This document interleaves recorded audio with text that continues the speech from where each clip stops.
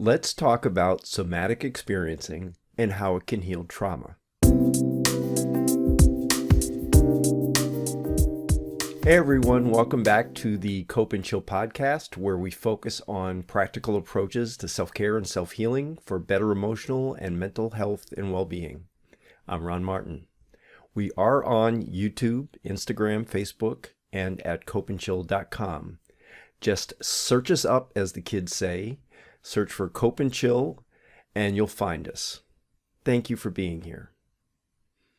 Last week, we talked with Stacia Aashna, and there was so much great content that she had to share in my interview with her that I had to break it up into 2 episodes.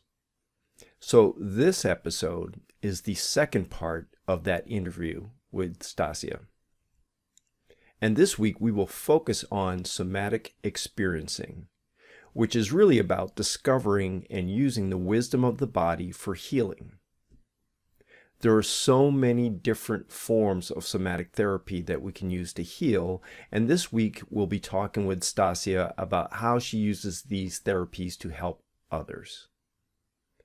The one thing that stuck out to me and throughout many of my interviews is that so much of what we can do to feel better is really about developing additional skills.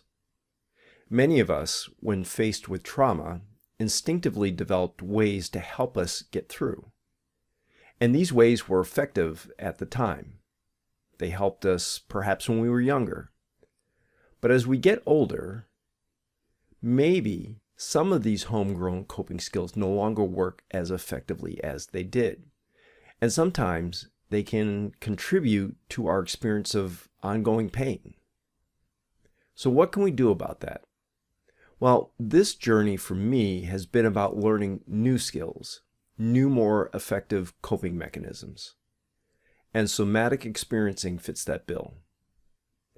So I hope you are as excited as I am to learn a bit more about what somatic experiencing is and how it can help heal trauma. So without further ado, here's Stacia for part 2 of our interview. Let's now talk about somatic experiencing. This is the third approach that you use to help people as they deal with trauma. And I'll do my crude introduction to that, and then I'll let you kind of help me or save me, rescue me from what I say. But I just want people to know, because I think people are familiar with psychotherapy, right? And psyche, as most people know, has to deal with the mind, right? And I think the thing that and this is Greek, right? Soma is about the body, so it's an approach to working with those things that we're struggling with that is more body focused as opposed to mind focused. So the psychotherapy versus somatic. Well, there's different types of somatic therapy, but you're going to talk about somatic experiencing. But just so everybody understands, it's a different way to work with what we have going on inside of us. So maybe you can give us a more artful explanation of what somatic experiencing is. Yeah, no, I think that was great. I love that. I mean, that's a wonderful description of the difference. And really, somatic work is about working with the body. It's about helping people to understand their nervous systems and how the nervous system works. Many people don't even know about their nervous system. So but to your point, a lot of trauma can get trapped in the body. Oh, 100%. And when we feel trauma, and I know I have trauma trapped in my body, when we feel it, it shows up with nervous system responses, right? Yeah. Right. And the nervous system controls our muscle reactions. So like when we have tight shoulders or things like that, our nervous system is playing into that, right? Oh, yeah. It's linked. Your nervous system is tied to all kinds of different faculties in the body, especially things like your digestive system. A lot of autoimmune disorders are also connected to the nervous, like having issues with your nervous system. So your nervous system is like this beautiful wiring system in your body. It's amazing. Your neural network your nervous system is super cool. And it also, if you've experienced trauma, it may be a little out of balance. So the nervous system, we're meant to flow between sympathetic and our parasympathetic Mm-hmm. nervous systems. Mm-hmm. Sympathetic arousal happens when there's like a threat or something that's activating in, it could be something as small as like somebody knocking at the door, and then, alert system goes on. That's the part of our nervous system that gets our muscles tense, like when we're ready to fight or ready to run, gets the Right. blood pumping, gets our heart racing so that we can move our bodies quickly and put it into action. Yeah. Yeah. Okay. I mean, it's really cool too, because it also signals things like adrenaline to release, hormones in the body to release, so that we can actually contend with threat. It helps us to have more pain tolerance, things like that. So it's really neat how the nervous system works. That's the fight, flight, or Freeze. flight, or fawn, or I guess Yeah. sometimes I heard a different third one, but yeah, that's that response, right? Yeah. Yes. And then there's also freeze, and then there's appease. So there's a few different things that happen with the nervous system. Yeah. And so the sympathetic kicks in, and then what's supposed to happen after that is that the parasympathetic kind of rescues us, comes in and helps with rest, digest, and repair. And then we naturally just kind of flow throughout the day between sympathetic and parasympathetic. That's what we're supposed to do, but a lot of us don't. So before you move, so we explained how it shows up with the sympathetic nervous system and the fight or flight, the tensing of the muscles, the heart racing, all that kind of stuff. So the rest and digest is, so people are familiar with, they eat a nice big meal and they're ready to go relax and lay down on the couch and perhaps go to sleep. That's your rest and digest, and the parasympathetic nervous system kicking in, right? Yes. Yeah, it helps with things like digestion. It helps so it deactivates, right? So we have the activation that happens and we deactivate. And that's great. Like, this is just our body just kind of naturally doing its thing, going through these cycles. And again, like you said, it's linked to all these different faculties in the body as well. When we experience trauma, especially if it's like sustained trauma, people who have complex PTSD, for instance, we can get stuck on like hyper arousal, where our sympathetic nervous system is sort of just always in this anxious, heightened state. And we're sort of just stuck up there in hyper arousal.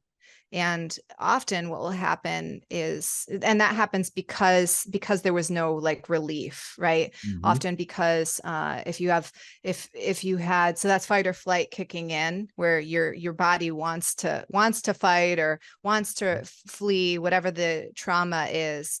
But if you're a child and say you're stuck in an abusive home and you can't fight or you can't flee, you have an incomplete response. You weren't able to do what your body wanted to do. Your body was telling you, I need to like get away from this, or I need to fight back, but you couldn't because you were a kid. Right. And so instead what happened is you just got sort of trapped in this state where you couldn't deactivate. You just are nervous and anxious or hypervigilant all the time, worried about that threat. You didn't get to deactivate and get that relief to come in. And so your nervous system is just sort of stuck up there. And what will often happen then is, because there's all this anxiety, the way that the parasympathetic might rescue you is then you'll flip between high anxiety and then high depression. And the depression is actually the parasympathetic nervous system trying to kick in. Right. So that's a common one, is people will go between anxiety and depression, or disassociation, right? Where they just kind of like really anxious and then you just disassociate. And because you're overwhelmed. When we talk about disassociation, that's you're disconnecting from the emotion in your body because you're overwhelmed by it, right? Is that fair? Right. Exactly. And you don't know any other way to process it or get rid of it, so you just disconnect from it. Very well said. So there's no processing really happening here. It's just like, maybe something awful happened, and then your way of handling that is just to go on the couch and like, stare at your phone or stare at, totally disconnect or people do But you're all still kinds of anxious things. while you're scrolling on your phone. Right. That could Yeah. happen too. Or, or people use all kinds of substances or alcohol as a way Yes. to disconnect. Yeah. But what's happening is that that experience is never actually being processed. So we're just staying in this dysregulated state. And that has really, it can have detrimental effects on your physical health, actually, to do that. And, you see the consequences of that, especially as we get older, and that starts to wear on us more and more. And really your body doesn't want to do this. Your body wants to regulate. The body is always fighting to become healthy. But we kind of have to do some work to help with that. And where we want to be is what we call the window of presence. And that is in a regulated state. That's where, it's not that we don't have activation, but we are able to, we call it resourcing. And that is when we are activated, we use things, we go to things, whether it's, calling somebody who helps you to relax, or taking a moment to pause and breathe, and teaching yourself how to do that, taking a moment to meditate so that you can deactivate and you can get back into that window of presence, into a regulated state. We don't want to get stuck on, in an activated state. We really want to try to resource and get back into a more regulated. When I say regulated state, I mean, you could think of it as like balanced, calm, right? It's tricky. I will say, as a person who has had a lot of trauma as well, being regulated is still something I'm getting used to. I have complex PTSD. It's a very weird thing to I feel do calm. too, actually. Yeah. Really? Yeah. So I share that with you. When you talk about autoimmune, that's why I don't have any hairs. It's my immune system started to attack my hair. So, So I know what you're talking about. Yeah. Yeah. And just getting used to feeling calm. Man, that's weird. Yeah. It's like, as a person who has a lot of trauma, it's like, oh my gosh. And that's really interesting to observe, to feel like, wow, I was so familiar with just being anxious and hypervigilant all the time that my system is just not used to feeling relaxed and calm. Well, there's kind of a high, there's an addiction to the high of the adrenaline rush too. I think it's like you can be almost like addicted to that, like that energy, that that rush that you get, right? Oh, of course. Yeah. There's a whole lot of chemicals that are associated with that, right? Like there's because if you have that anxiety all the time and then you get that relief, then all of a sudden you get that like dopamine, these good chemicals start to come in, and you almost become like an addict to you're rewarded for it. Yeah. Right. So being in a more, but I will say that, like, as much as that might feel rewarding or good, being in a more regulated state, the more that you become more comfortable with being there, it feels so much better. Because it's not these high swings of emotion or these lows of emotion. That's just like, it's just so disorienting. And as many people, if you are experiencing that is not great for your relationships. It's not great for work. It's not great for productivity. When your emotions are just swinging all over the place, being in that more easeful place, things work a lot better in life. All right.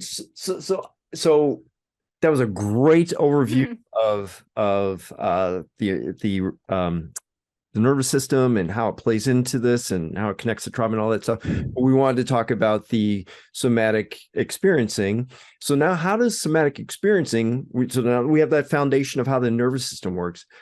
How does somatic experiencing work? What is it? What is it? How does it help with trauma? So somatic experiencing is Peter Levine's approach to somatic work. He's also just a really brilliant mind. And if anybody's interested in learning more about somatic experiencing, I definitely recommend looking into his books. And it's an approach that is all about helping people to to get into their bodies, to understand their nervous system. So it's initially, a lot of it is also, some just teaching. And so to help people to understand how to resource, how to bring themselves into a regulated state. That's essentially what we're trying to do, is as a practitioner, teaching my clients how they can be more regulated. And it's also about identifying where there may have been an incomplete response in the body, where you got stuck in a fight or a flight or a freeze response because your body wasn't able to do what it wanted to do. And we can go back and we can redo that experience. And the cool thing about this is, if anybody is, doing therapy right now and they're talking a lot about their trauma and they're just kind of tired of talking about it.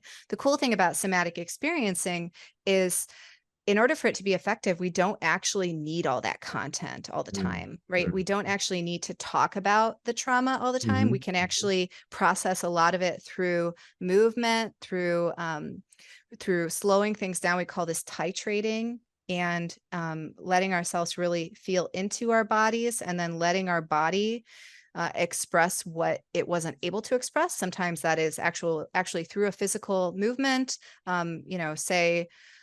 Say there was a situation where you were unable to defend yourself. As a practitioner, I might stand with a client and have them push against me, like push against my hands, and let themselves go back to that experience from the past and imagine that they are pushing the person that maybe was the perpetrator, somebody that hurt them, away from them. And then, I'd ask them to really feel into the impulse of what their body wanted to do and was unable to do. And then sometimes there might also be a verbal component of that, where there's something that wanted to be said that they couldn't say. And these sort of redos are very powerful, because it helps people to almost rewire the experience, where we redo it so that there's this different imprint in the body, and there's all of a sudden this it brings more regulation into the system. There's the fight or flight response kind of relaxes, because now we've been able to express ourselves the way that we wanted to. And just because stuff happened in the past doesn't mean that we can redo anything. Like, we can go back and we can re-experience it, and we can actually change the impact of that on our bodies. Yeah. And so would you have to do that more than once for a particular memory, or it depends? Yeah. So it really depends on the individual. Okay. But it depends on the individual, the trauma, the experience. That's what I would say. And then you also mentioned the last time we talked pendulating. Yeah. And so what is that, and how does that relate to what we're talking about here? So pendulating is shifting our awareness between an activated state and into a resource state. When I say resourced, connecting with something that helps us to feel calm and regulated. So this helps us to widen our window of tolerance. So say, I was just doing this today with a client, actually. They were experiencing a lot of anxiety up in their head and around their head. And it was sort of there was a lot of fear and hypervigilance happening up there. And then, but they identified that in their belly, there was a lot of openness and freedom, and it felt really calm. So pendulating the nervous system is all about really shifting our attention we were shifting back and forth from the head, where there was all of this sympathetic activation, this anxiety, to the belly, where there was a lot more calm, and we just shifted back and forth. And it's very slow. We call this titration. It's titrating, moving very slowly. And what happened is, she was able, through that awareness, that she could actually resource and bring her system into a more regulated state. That activation just started to sort of dissipate, and all of a sudden the head started to feel more relaxed. And anybody can do this because of the pendulating. So if you're going from a part of your body that may feel calm, relaxed, or whatever, and you're going to that, like right now, my shoulders are very tense. If I bring my awareness between those two places, that's the pendulation. You're going back and forth, and your body is starting to recognize in maybe that more activated place, like in my shoulders, that we have another part of my body that is feeling calm, and so maybe it can start to relax too. Is that a fair explanation? Yeah. And it also helps to bring in almost some of that observer self, right? Like there's all of a sudden there's a different energy present. There's this part of you that's also able to to actually make this shift happen, where, okay, now I'm this part that is feeling very activated, we're no longer, it doesn't have the same sort of power anymore, because we're not so identified with it. And it's able to see, okay, now we have we have the choice right now. We don't have to stay activated. We can regulate, we can shift to the calm. And anybody can do this. You know, the other day I was sitting with a client in the park, and she was feeling very activated by the sounds of, because I live in downtown Chicago, lots of, honking and people around. And I said, is there anything that you can hear that is calming? And she said, yeah, the wind. I said, okay, let's listen to, now just tune into the wind. And it took her only once, and she just was listening to the wind, and she was like, oh my gosh, I'm all of a sudden feeling so much more relaxed. I was like, see how easy that was, just to kind of notice something that was pleasant and attune to that, and how all of a sudden now your body is already calming down. And so okay, so I can see how that works with something that may be in the moment, causing me to feel, as you say, activated, right? But what about trauma that's stored in the body, right? Maybe, I don't know if it's stored in the lower back or in the shoulders or wherever it might be. This would be, well, first of all, can you talk to us about like what trauma stored in the body actually means? So the audience understands that, and then how might somatic experiencing help with that? It's very similar to this concept I was talking about with IFS, where it's like these parts of us are sort of frozen in time. It's like this, the body has this memory to it, right? Where it actually it holds on to these traumatic events. I mean, it's really astounding how this happens.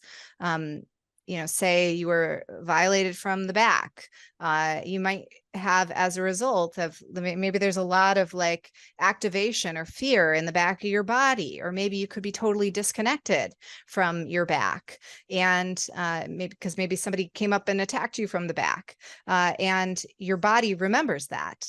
The body is amazing. And this is, mind-body connection, right? Like this is all beautifully connected. And that gets stored, it's imprinted. And so when we say it gets stored and imprinted, it could show up as like persistent back spasms, or maybe some degradation of, like I know I have, and this I think is due to years of sort of persistent in different types of trauma. The disc, I have disc degeneration disease in my back, right? So the discs are kind of slowly degrading, right? But I also have a lot of back spasms, and from time to time, especially if I am in that activated state where I'm feeling anxious, so like the spasms will definitely come back, right? Okay. Yeah. That is fascinating. Yeah, I would say any sort of physical pain is a good thing to explore with a somatic therapist, if you're interested, because it is fascinating how much that can be connected to former traumas. I've experienced that as well. I mean, I can't say for sure what's happening there, but that's definitely something that you could explore with a somatic therapist. Yeah. And so and so as we're thinking about this, are there other things that you want people to know about the work that you do and how you help them through trauma? Is there anything we haven't talked about as far? I think that this really covers it. What I would say is the beautiful thing about, and the reason I offer all these different modalities is I love doing this work. As I said, I'm a survivor myself, and I what I discovered was, I think talk therapy is great, and it's wonderful for processing and also to be heard, to share your story. But for me, what I was noticing is I really wanted some work that would go into some deeper aspects of my mind and my body. And I found that all of these modalities really moved the needle for me, which is why I studied them and now I offer them, because I was tired of dealing with just how this trauma was my past traumas were manifesting in my current life and causing me all kinds of problems. So I would just recommend to anybody who is dealing with trauma, any of these modalities, if you resonate with them, that they're all really wonderful to explore, and they move the needle for me, and they really do for my clients too. Yeah, and that's why I was so happy to be able to talk with you, because you cover a number of different approaches, and many of these approaches are maybe things that my listeners aren't really aware of and don't really or don't understand exactly how they work in practice. And so I thought you've done a brilliant job of explaining that and making it accessible to people. So if somebody wanted to work with you, how might they connect with you? Where would they find you?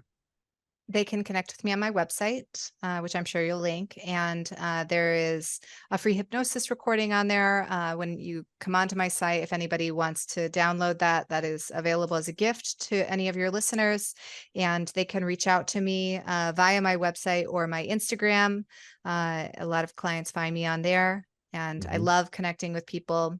And if anybody is particularly interested in working with me, I also do just to offer a free initial call and assessment for people who are really looking for some support. Awesome. Now, we will link to those resources, but just tell us, if you would indulge us with saying the name of your website and your Instagram.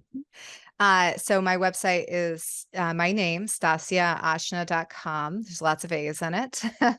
And my Instagram handle is Stacia.Aashna. Awesome. Awesome. Well, thank you so much for joining me today. So much information, wonderful information shared, brilliantly shared. So really glad you were on the show today. And thank you again. Thank you so much, Ronald. It was a pleasure. Thank you for joining us today. I hope you were able to take some inspiration or something of value from today's show. To access all of the resources and links mentioned, please head on over to copeandchill.com or our video-based podcast on our YouTube channel at Cope and Chill, where you will find the show notes for today's episode. That's Cope and Chill, copeandchill.com. And for information about upcoming episodes, check us out on Instagram at Cope and Chill. And don't forget to like and subscribe if you're joining us from YouTube, and leave a comment wherever you're joining us from. Please come back and join us again for next week's episode. But until then, take care of yourselves.